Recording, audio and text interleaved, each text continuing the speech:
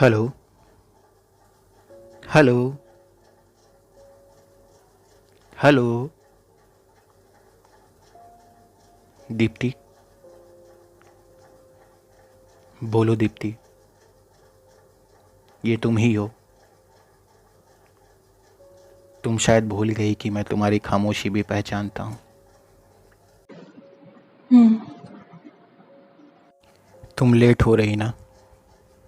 तुम्हारी फ्लाइट है। हम हमेशा अच्छे फ्रेंड्स रहेंगे ना सिड। ये कैसा सवाल है। तुम भी इसका जवाब जानती हो।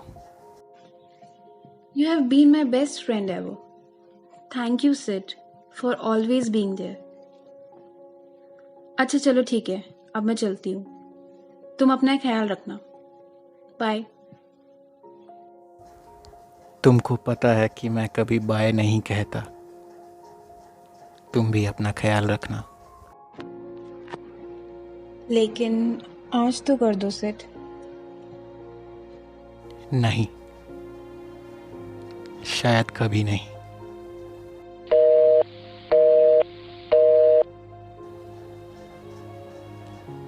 ये कहानी इस कॉल की तरह यहाँ से शुरू नहीं होती, और मुझे पूरी उम्मीद है कि ये यहाँ पे ख़त्म भी नहीं होती।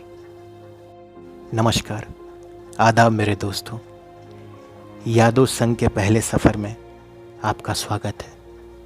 मैं आपका प्यारा दोस्त अपनी पहली कहानी के साथ आपके सामने हाजिर हूँ। उस दिन सुबह के 9 बज रहे थे। मैं तेज़ी से अपनी मंजिल की ओर बढ़ा जा रहा था।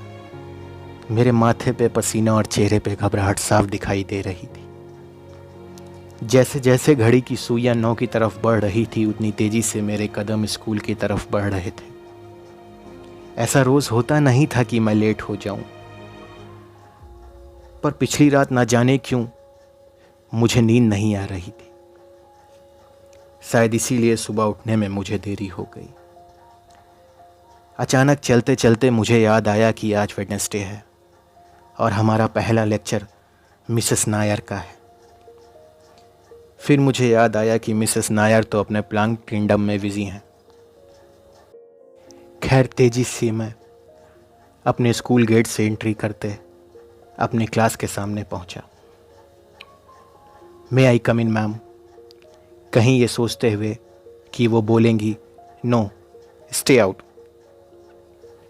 मिसेस नायर ने मेरी ओर देखा और हाँ में सर हिला दिया। उस वक्त तो मेरा सपना टूट सा गया, क्योंकि 1 मिनट की भी देरी बर्दाश्त न करने वाली आज मुझे 15 मिनट लेट होने पे भी अंदर कैसे बुला रही थी। सच बताऊं दोस्तों, तो मेरा इंटरेस्ट बायोलॉजी में बिल्कुल भी नहीं था। मैं सर झुकाए हुए दबे पांव अपनी सीट पर जाकर बैठ जाता हूं। क्लास में बैठने के बाद मेरा मन बायोलॉजी में कहाँ था। मेरा मन तो विंडो के बाहर प्लेग्राउंड में बास्केटबॉल खेल रही हुई लड़कियों पे अटका था। जैसे तैसे 40 मिनट बीतते हैं, लेक्चर ओवर हो जाता है। मिसेस नायर क्लास से बाहर जा ही रही थीं कि अचानक रुक कर बोलती हैं, Deepti, will you please come in front. Deepti नाम सुनते ही अचानक मेरी आंखें थर्ड रो की सेकंड सीट से उठ रही हुई लड़की पे जाती है। वो धीरे से निकलकर मिसेस नायर के पास आती है। दीप्ति को देखते ही मुझे एहसास हो गया था कि ये कोई न्यू एडमिशन है। इससे पहले कि मैं कुछ और सोच पाता, मिसेस नायर की आवाज़ मेरे कानों में आती है, said, you please give your notes to Deepti, she has join today. और मैं आप सबको बता दूं कि ये अपने पुराने स्कूल में टॉपर थी। उस टाइम मैंने और दीप्ति ने पहली बार एक दूसरे को देखा था। एक बड़ा ही अजीब किस्सा है हम लड़कों का दोस्तों। लड़कियां जब हमारी आंखों में देखती हैं, न जाने हमें कैसी शर्म आ जाती है। हम उस लड़की की आंखों को छोड़कर बाकी हर तरफ देख लेते हैं। उस वक्त मुझे मिसेस नायर पर बहुत प्यार आ रहा था। एक मौका जो दे दिया था उन्होंने मुझको एक लड़की से बात करने का। मिसेस नायर के बाहर जाते ही मैंने देखा कि दीप्ति मेरी ओर चली आ रही थी। मुझे इस बार समझने में बिल्कुल भी देरी नहीं लगी और मैंने तुरंत बैग से सारी नोट्स बुक निकाल कर अपने डेस्क पर रख दी। मैं नोट्स बुक रख ही रहा था, तभी देखता हूँ कि दीप्ति मेरे सामने खड़ी हुई थी। सादगी में खूबसूरती अब तक सुनी ही थी दोस्तों, आज बहुत पास से देख भी रहा था। दीप्ति मुझसे नोट्स के लिए बोलती है, मैंने बिना कोई वक्त गवाए अपनी सारी नोट्स उसको दे देता हूँ। उसने मुझे थैंक्स बोला। फिर कुछ सेकंड्स रुक कर वो बोलती है, hello Sid, I am Deepti Sharma, can we be friends. मैंने उसकी ओर देखा और एक छोटी सी स्माइल के साथ बोला, या श्योर, वाई नॉट। कहीं मन में ये सोचते हुए कि ये मेरी लाइंस क्यों बोल रही है। मेरी नोट्स लेके वो मुड़ी ही थी कि मेरी नज़र अचानक मेरे अगल बगल बैठे दोस्तों पर जाती है। कि चैट्स और नोट्स दी जा रही है, ऐसे बहुत से कमेंट्स मेरी ओर आ रहे थे। ब्लश करने के सिवा मेरे पास उनको देने के लिए कोई जवाब नहीं था। उस दिन घर जाने के बाद सारी रात मेरे दिमाग में दीप्ति की वही लाइंस चल रही थी, कैन वी बी फ्रेंड्स। शायद उस वक्त मुझे ये एहसास नहीं था कि आगे जाकर ये लाइंस मुझे कितनी दर्द देने वाली है। नेक्स्ट डे मैं स्कूल जल्दी पहुंच जाता हूं। क्लास में शायद आज मैं सबसे पहले पहुंचा था। एक एक करके सारे लोग धीरे धीरे आ रहे थे। मेरी नज़र तो दीप्ति को ढूंढ रही थी। फाइनली वो आती है। अपने सीट पर बैग रख के ही वो कुछ नोट्स बाहर निकाल कर मेरी तरफ ही आती है। मेरे पास आकर वो मेरी नोट्स मुझे हैंड ओवर करती है। उसने मुझे थैंक्स बोला और साथ ही ये भी बोलती है कि आप मैथ्स की प्रॉब्लम सॉल्व करने में तुम मेरी हेल्प करोगे। मैंने हाँ में सर हिलाया। मैंने उससे लंच में उसकी हेल्प करने को बोला। मैंने उसकी सारी प्रॉब्लम्स को सॉल्व करके दिखाया। अब शायद उसको लीनियर इक्वेशन अच्छे से समझ आ गया था। ऐसे ही कई दिन बीतते गए। अब तो एक सिलसिला सा चल गया था दोस्तों। मैं उसको मैथ्स में हेल्प करता था और वो मुझे बायोलॉजी में। और ट्रस्ट मी, बायोलॉजी का भी मुझे इतने अच्छे से समझ नहीं आ रही थी जितना कुछ दिनों से आ रही थी। इस बीच कई बातें दीप्ति मुझसे शेयर करती थी और एक अच्छे फ्रेंड की तरह मैं उसको सुनता था और प्रॉपर सजेस्ट करता था। और हर बार वो मुझे यही बोलती थी, you are my best friend Sid, I am lucky to have you. और कहीं ना कहीं बीतते वक्त के साथ अब मुझे वी आर फ्रेंड्स सुनने में कोई इंटरेस्ट नहीं आ रहा था। हमारी फ्रेंडशिप ऐसे ही चलती जा रही थी। स्कूल में कब 2 साल गुजर गए कुछ पता ही नहीं चला। इस बीच एक साथ लंच, पूरे स्कूल कैंपस में एक साथ रहना, इवन दीप्ति के घर भी मुझे सब उसका एक अच्छा दोस्त मानने लगे थे, क्योंकि मैं अक्सर उसके घर उसकी हेल्प करने जाया करता था। क्लास 12th के बोर्ड सर पर थे। हमारे प्रीलिम्स काफ़ी अच्छे हुए थे और दीप्ति ने क्लास में सबसे ज़्यादा मार्क्स स्कोर किए थे। वैसे मेरी भी पूरी कोशिश इसी बात पे रहती थी कि दीप्ति से ज़्यादा मार्क्स कोई और ना पाए, लेकिन हाँ, किसी और को मैं खुद से ज़्यादा भी ना पाने दूं। पहली 2 रैंक हम दोनों की होनी चाहिए, बाकी जिसको जहाँ खुशी मिले ले जाओ। होते करते मार्च 2009 भी आ गया। 12th बोर्ड स्टार्ट हो गए थे। पेपर सब ठीक ठाक ही जा रहे थे और हमारी प्रिपरेशन भी काफ़ी अच्छी चल रही थी। लेकिन मेरे दिमाग में पेपर के साथ एक और बात चल रही थी। बोर्ड्स के ख़त्म होते ही दीप्ति के साथ ये टाइम कहाँ मिलने वाला था। क्या मैं उसको बोल दूँ what ever I feel for her? फिर अगले ही पर मेरे अंदर का डर मुझे ऐसा करने से रोक देता था कि अगर वो नाराज़ हो गई तो फिर इतने दिन की फ्रेंडशिप भी मैं खो बैठूंगा। आखिर वो दिन भी आ गया जब हमारा लास्ट पेपर था। उसके बाद कहाँ मिलना हो पाता। पेपर ख़त्म हुआ, हम अलग हो रहे थे। मैं उसको उसकी बस तक छोड़ने गया। उसको सीट पे बैठाकर मैं वापस भीड़ में अपने घर की ओर चल पड़ा। अभी कुछ गिनती के 20 कदम ही चले होंगे कि अचानक पीछे से एक आवाज़ आती है, सिट। मैं पीछे मुड़ता हूँ। वो दीप्ति थी। वो तेजी से मेरी ओर आती है और मेरे बहुत करीब आकर रुक जाती है। अगले ही पल जो हुआ वो मैंने कभी सोचा नहीं था। She had our first kiss on my forehead and said, "Sid, all the time that I had spent with you, I will never forget." वो हर सेकंड जो तुम्हारे साथ बीता बहुत स्पेशल था। तुम शायद इस दुनिया के सबसे अच्छे इंसान हो जिसको मैं जानती हूँ। उस वक्त उस घड़ी तक सब अच्छा हो रहा था। फिर दीप्ति ने अपनी लास्ट लाइन बोली, तुम हमेशा मेरे एक अच्छे दोस्त रहोगे। बस जाने वाली है, मैं चलती हूँ, बाय। उस वक्त मेरी ज़बान खामोश थी। मैंने बस हाँ में सर हिलाया। उसे जाते देख रहा था। कुछ और भी बोला होता शायद तुमने, मैं कुछ और भी सुनना चाहता था। दोस्त की तरह तो साथ दे ही रहा था।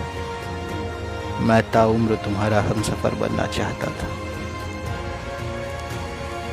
कहते हैं ना, जो भी लिखा हो किस्मत में, जिस समय तक लिखा हो, वो उस समय से 1 मिनट भी पहले तुम्हें छोड़कर नहीं जाता। मेरी किस्मत को एक और मौका देना था मुझे। शायद इसीलिए मेरा और दीप्ति का एक ही कॉलेज में एडमिशन हो गया। उस वक्त ऐसा लगा जैसे सारा पुराना दिन मेरा लौट आया है। किस्मत ने ये खेल शायद मेरे लिए ही खेला था। जो चीज़ कहीं पीछे अधूरी रह गई थी, उसको पूरा करना था। दीप्ति फिर से मेरे करीब आ गई थी। फिर से बहुत कुछ मेरी लाइफ में होने लगा था। शायद वो जो मुझे हमेशा याद रहने वाला था। बचपन से जवानी तक का वो पहला प्यार है, कौन जिसे याद नहीं रहता। फुर्सत में जब दिल के पन्ने खोलो, आगाज वहीं से होता। कॉलेज में कई बार कोशिश की, लेकिन दीप्ति ने हर बार मेरी कोशिश को नाकाम कर दिया। मैं जब जब उससे बोलना चाहता था that I love her and I love her from the first day I met her, और शायद हर बात से ज़्यादा ज़रूरी थी वो मेरे लिए, लेकिन हर बार मैं कुछ कह पाता उससे पहले दीप्ति के वो वर्ड सुनने मिल जाते थे। Sid, you are my friend, you are my best friend and we'll always be. और ये लाइंस हर बार मुझे अपनी बात कहने से रोक लेती थी। एक और बात थी, वो मुझसे अक्सर कहा करती थी, कॉलेज में घूम रहे हुए कपल्स को देखकर, people take advantage of friendship. पहले दोस्त बनते हैं, फिर प्यार कर बैठते हैं। शायद इसलिए भी मैं उसको ये बात महसूस होने नहीं देना चाहता था कि मैं उसकी फ्रेंडशिप का एडवांटेज ले रहा हूँ। एक एक करके सेमेस्टर्स ख़त्म हो रहे थे और हर गुज़रते साल की तरह मेरा दीप्ति के साथ लिखा हुआ वक्त भी ख़त्म हो रहा था। क्यों मैं उसको समझा नहीं पा रहा था कि बेस्ट फ्रेंड्स भी प्यार कर सकते हैं, और कौन कहता है कि जो बात वो मुझे एक फ्रेंड की तरह कह पाती वो एक बॉयफ्रेंड की तरह नहीं कह सकती थी। कॉलेज के 3 साल भी ख़त्म होने पर आ गए, लेकिन for me tides were still the same. लहरें किनारों की तरफ आना ही बंद हो गई थी इन 5 सालों में, और सागर के बीचों बीच उतरने की हिम्मत मैं कर नहीं पा रहा था। खैर, अब तो फेयरवेल का भी दिन आ गया था दोस्तों। एक लास्ट बार मैंने खुद को बहुत समझाया और ख़ुद को तैयार कर लिया अपनी बात को दीप्ति को कहने के लिए। मैं सोच के आया था कि आज दोस्ती को शाख पे भी रखना पड़े तो रख दूंगा, लेकिन आज उससे अपने दिल की बात ज़रूर कह के जाऊंगा। फेयरवेल के दिन का कलर कोड ब्लैक था। जब तक मैंने दीप्ति को देखा नहीं था, मैं खुद को बहुत स्मार्ट समझ रहा था। मुझे ये लग रहा था कि आज सब कुछ परफेक्ट है, आज अपनी बात कहने के लिए। फिर ये भी वक्त आया, दीप्ति मेरे सामने ब्लैक साड़ी में आई। उसको देखते ही मुझे एहसास हो गया कि ब्लैक कलर बस उसी के लिए बना है। साड़ी में वो कुछ आज और भी ज़्यादा सुंदर लग रही थी। मैंने फिर से खुद को देखा और यकीन मानो दोस्तों, इस बार मुझे यकीन हो गया कि एक टीटी का बेटा ब्लैक सूट पहनकर टीटी ही लगता है। मेरी सारी स्मार्टनेस उसकी एक झलक पर फीकी पड़ चुकी थी। मैं अपने अंदर के सिट से बात कर रहा था। वो मुझे बार बार बोल रहा था कि आज बोल के जाना। मैं उसको हाँ हाँ कर कर चुप करा रहा था। अपने अंतर मन से बात करते करते मुझे बाहर से एक आवाज़ मेरे कानों तक आती सुनाई पड़ती है। जब मैं अपनी सोच से बाहर आया तो देखा दीप्ति मेरे सामने खड़ी थी। मैंने उसको तुरंत सॉरी बोला और पूछा, कुछ कहा क्या तुमने दीप्ति? वो बोली, हाँ, let's dance, party has begun. मुझे लगा यही परफेक्ट टाइम है अपनी बातों को कहने का। वो पहली बार था जब उसका हाथ मेरे हाथ में था। हम एक दूसरे में खोए हुए थे। अचानक मुझे लगा यही सही टाइम है अपनी बात को बोलने का। मैं जैसे ही बोलना शुरू करता, दीप्ति ने अपना सर मेरे कंधे पर रख दिया और बोली, सिड, इससे अच्छी क्या बात होगी कि I am dancing with you. और कितना सुकून मिल रहा है मुझे इस तरह तुम्हारे कंधे पर सर रख कर। You are my best friend ever, और मैं हमेशा चाहती हूँ इस तरह तुमको।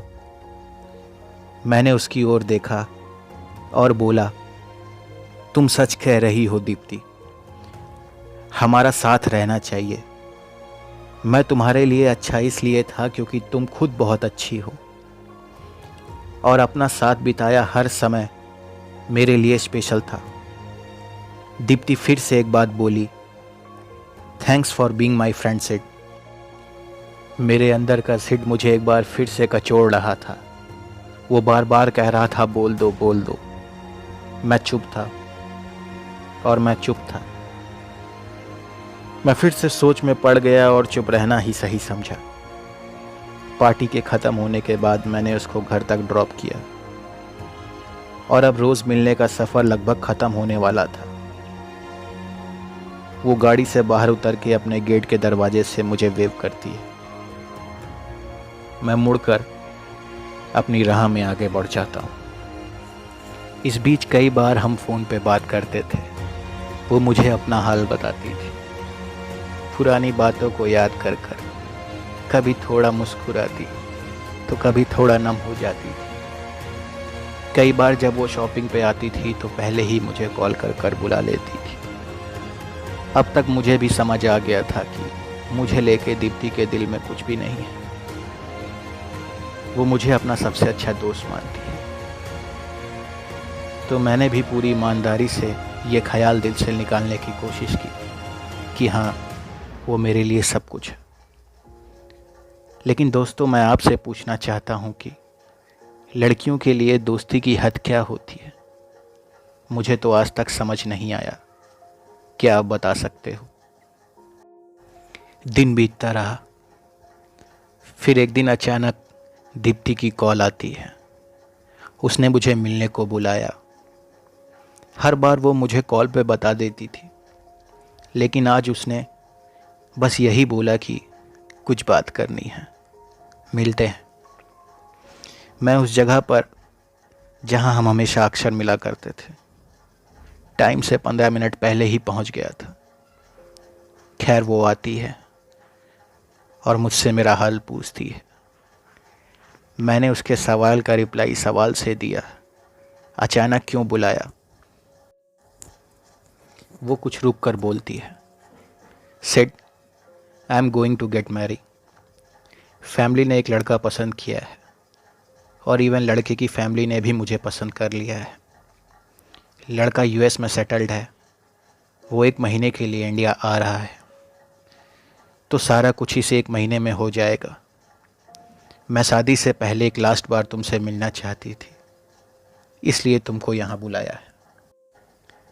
उस वक्त ये बातें सुनकर मुझे क्या महसूस हो रहा था, मुझे नहीं लगता कि मुझे ये आपको बताने की ज़रूरत है। मेरा तो सब पहले ही ख़त्म हो चुका था। फिर भी एक अंतिम सवाल पूछ बैठा मैं उससे, क्या तुम भी लड़के को पसंद करती हो? वो कुछ देर चुप रही, फिर बोली, सिड, लड़का वेल सेटल्ड है, घर पे सबको पसंद है, मुझे क्या प्रॉब्लम होगी? खैर, ये मेरे सवाल का जवाब तो नहीं था, पर उसके फेस पे आ रही छोटी सी स्माइल को देखकर मैं उसको कॉन्ग्रेट्स करता हूँ और बोला, मे गॉड ब्लेस यू, तुम्हारी नई लाइफ के लिए तुमको बहुत मुबारक। सच कह रहा दोस्तों, उस वक्त इससे ज़्यादा मैं कुछ और बोलने के लायक नहीं था। चेहरे पे भी एक झूठी सी मुस्कान बना रखी थी मैंने। Deepti hugged me and said, Sid, thanks for being there. Thanks for being so nice to me. Thanks for all the moment that you have given to me. I will never ever forget that. You are my best friend forever. इतना कहते हुए कब उसने मेरे माथे को फिर से चूम लिया मुझे पता नहीं चला। अचानक लाइफ के 6 साल फिर से रिवाइंड हो गए थे। ये हमारा दूसरा किस था। वो पलटकर बाय करती है और मैं उसको यही कह पाता हूँ, तुम जानती हो मैं कभी बाय नहीं करता। वो जा रही थी, मैं उसको देख रहा था। आंखों के आंसू थम नहीं रहे थे। तुम कुछ और देर ठहर जाओ कि रात होनी अभी बाकी है। मिलती हो तो कुछ मोहलत भी लेके आओ कि रात अभी बाकी है। अपनी खुशबू मेरी सांसों में उतर जाने दो कि रात अभी बाकी है। और कल तुम कहाँ मैं कहाँ रहूं क्या पता, कि आज की रात अभी बाकी है। मेरे हिस्से का ये पल मुझे जी लेने दो, तुम फिर चली जाना कि रात अभी बाकी है। उस दिन से उस महीने का हर एक दिन सालों की तरह गुजर रहा था। मैं खुद में खो गया था। होते होते आखिर 20 सितंबर 2013 भी आ गया। ये वो दिन था जब दीप्ति हमेशा के लिए किसी और की हो रही थी। उस दिन तो शायद मेरा सांस भी लेना बहुत मुश्किल हो रहा था। उसने बोला था मुझसे, शादी के नेक्स्ट डे ही वो अपने हस्बैंड के साथ यूएस चली जाएगी। न जाने मुझे ऐसा क्यों लग रहा था कि जाने से पहले उसकी एक कॉल तो आएगी।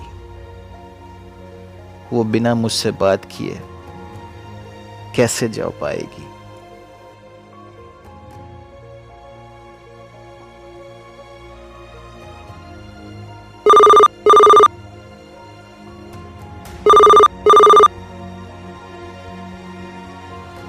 हेलो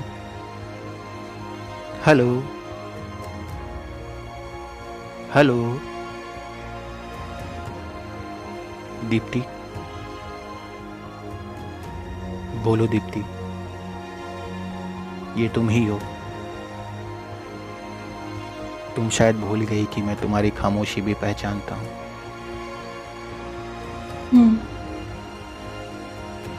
तुम लेट हो रही ना, तुम्हारी फ्लाइट है।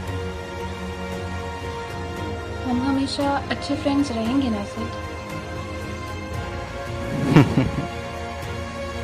ये कैसा सवाल है? तुम भी इसका जवाब जानती हो। You have been my best friend ever. Thank you, Sid, for always being there. अच्छा चलो ठीक है, अब मैं चलती हूँ। तुम अपना ख्याल रखना। बाय। तुमको पता है कि मैं कभी बाय नहीं कहता। तुम भी अपना ख्याल रखना। लेकिन आज तो कर दो सिड।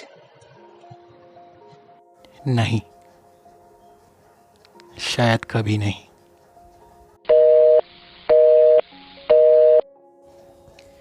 वो अब मुझसे बहुत दूर जा चुकी है। मैं भी धीरे धीरे उसके बिना जीना सीख रहा था। पूरा 1 साल गुजर गया उसको यूएस गए हुए। अब तक उसकी कोई खबर नहीं आई, ना ही पलटकर उसने कभी मुझे फ़ोन किया। अब तक तो वो अपनी लाइफ में बहुत आगे बढ़ चुकी होगी। एक हंसती खेलती ज़िंदगी वो अपने हस्बैंड के साथ बिता रही होगी।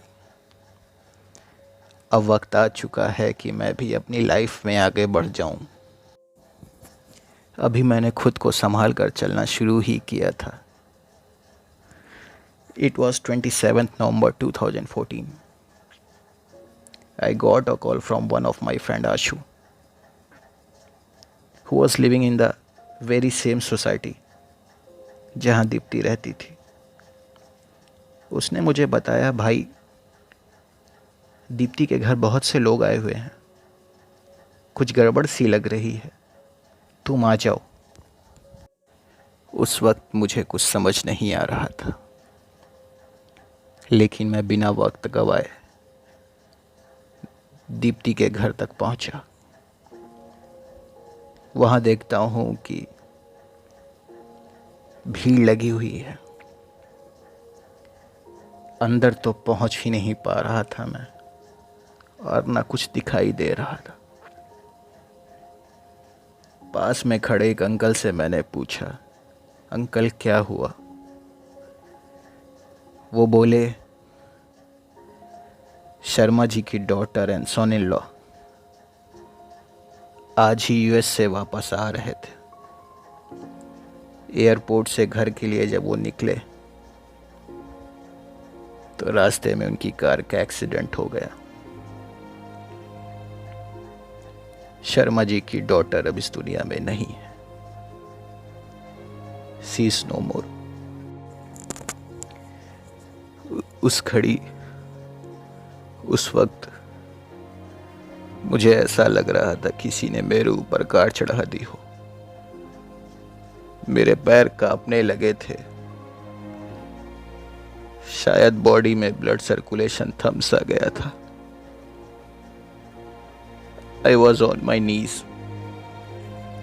मैं किसी तरह रूम के अंदर जाता हूं। देखा, आंटी सामने बैठी हुई थी। आंसू और चीख उनके थम नहीं रहे थे। उनके सामने सफेद कपड़ों में लिपटी मेरी दीप्ति सोई हुई थी। आंटी मुझे देखकर और भी तेज रोने लग जाती है। शायद वो मुझे कह रही थी कि दीप्ति को वापस लेकर आओ, उसे हमारे पास लेकर आओ। मेरी बेबसी तो देखो। मैं सबके सामने दीप्ति से लिपट कर रो भी नहीं सकता था। उस दिन जैसा लाचार मैंने कभी खुद को महसूस नहीं किया था। उस शाम दीप्ति को हमेशा के लिए इस दुनिया से अलविदा करने के बाद मैं उसके घर जाता हूँ। आंटी को समझाता हूँ, पर मेरी बातों का कहाँ उन पर असर हो रहा था। उनके आंसू रुक नहीं रहे थे। मैं धीरे से उठकर दीप्ति के रूम में जाता हूँ। सब कुछ वहाँ वैसा ही था जैसे कुछ सालों पहले मेरे आने पर था। मैं कुछ देर उसकी यादों में रहना चाहता था। उसकी हर चीज को मैं छूकर महसूस कर रहा था, जैसे वो मेरे पास ही थी। मेरी नज़र उसके सेल्फ पे रखी उसकी डायरी पर जाती है। मैंने डायरी को खोला। पेज खुला 15 अप्रैल 2013। उसने हम दोनों की बातों के बारे में लिख रखा था। वो शायद हमारा फ़ोन कन्वर्सेशन था। उसी तरह कई पन्नों में मेरा और उसका जिक्र था। वो सारे दिन भर की बातें उस डायरी में लिख रखती थी। डायरी के पन्नों को पलटते पलटते मैं उस डायरी के लास्ट पेज पर पहुंचा। डेट थी 20 सितंबर 2013। Today I am going to get marry. एक लड़की के लिए उसकी लाइफ में ये सबसे बड़ा दिन होता है, लेकिन ये शायद मेरे लिए नहीं है, क्योंकि मेरी लाइफ में बड़ी खुशी सिड है। मैं उससे कभी कह नहीं पाई कि सिड आई लव यू। तुम मेरे सबसे अच्छे दोस्त हो, तो तुमसे ज़्यादा प्यार मुझे कौन कर सकता था। I love you Sid. लेकिन मुझे पता है कि तुमने मुझे हमेशा अपना एक अच्छा दोस्त समझा है। आज मैं किसी और की होने जा रही हूँ और जानती हूँ कि शायद तुमसे हमेशा के लिए दूर जा रही हूँ, but I love you Sid. Bye for ever. Bye dear diary. मेरे हाथ से डायरी छूट गई और मैं गिर गया। अब तो मुझसे बिल्कुल भी खड़ा नहीं हुआ जा रहा था। मैं आज खुद को सबसे बड़ा बदनसीब महसूस कर रहा था। I love you Deepti. बस यही मुझसे कभी कहा नहीं गया। शायद किसी ने ठीक ही कहा है। जिंदगी तूने लहू लेके दिया, कुछ भी नहीं। तेरे दामन में मेरे वास्ते क्या कुछ भी नहीं।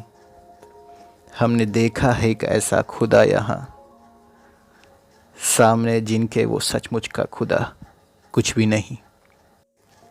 मेरी कहानी बस इतनी थी दोस्तों। उम्मीद है कि आपको पसंद आई होगी। अपने लाइक्स और शेयर मेरे इनबॉक्स में करके बताएं। थैंक यू खुशी, अपनी आवाज़ देने के लिए।